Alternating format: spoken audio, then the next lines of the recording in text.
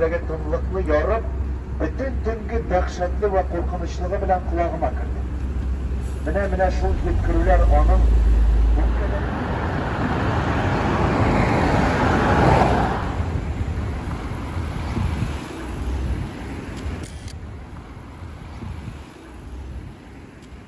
10 yıl elek Tukay'nın 100 yıl ölümüne, Tukaysız 100 yıl degen ekskursiya uylağan edik. O ekskursiya bizden ne üçündür kelip çıkmadı, teknik sebepler arkasında dep aytırlar idi.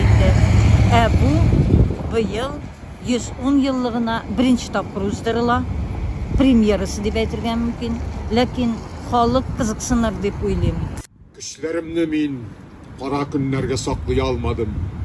Günlerimnin hiçbirinde çünkü ak diye almadım.